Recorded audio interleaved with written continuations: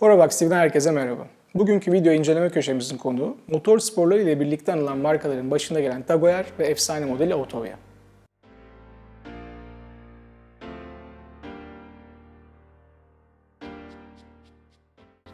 Döneminin en ünlü spor kronograf modelleri arasında yer alan Ottovia, uzun süren sessizliğini bozarak Baselworld 2017 bünyesinde tanıtılan yepyeni bir model ile bir kez daha Tagoyer kataloglarında yerini almıştı. Adını Automobile ve Aviation kelimelerinden alan efsane ürün grubu 55. yılını tasarımı halk oylaması ile seçilen yeni bir modelle taçlandırmayı da ihmal etmedi.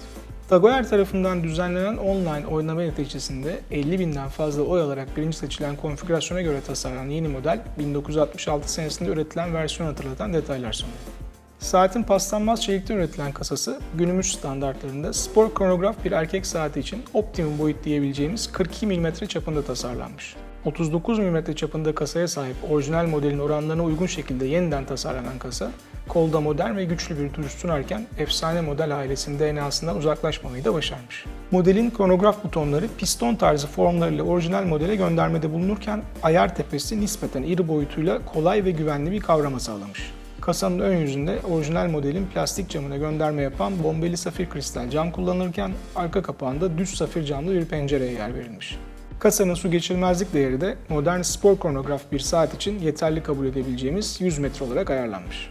Markanın klasik Heuer logosunun tercih edildiği kadranda model ismi de marka isminde olduğu gibi saat 12 hizasına eklenmiş.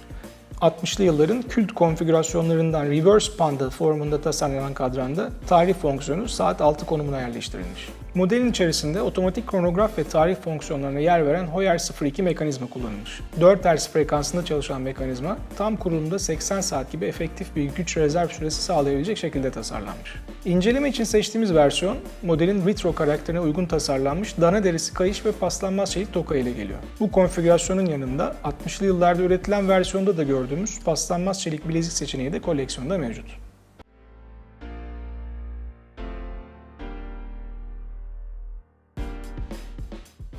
Modelin 42 mm çapında tasarlanmış kasası kolda oldukça rahat taşınıyor. Yumuşak kayış, kasayı hem kalınlık hem de ağırlık olarak güzel dengeliyor. 100 metre su geçirmezlik günlük kullanım için gayet yeterli bir değer. Deri kayışlı olmasa da metal bilezikle birlikte saati hafif su aktivitelerinde de kullanabilmenizi sağlıyor. Kadranın okunabilirliği başarılı. Koyu renk tonlu fosfor dolguları hem şık hem de fonksiyonel bir detay olarak yerini alıyor. Orijinal modelde olmayan tarih fonksiyonu da ihtiyaç duyanlar için iyi bir özellik.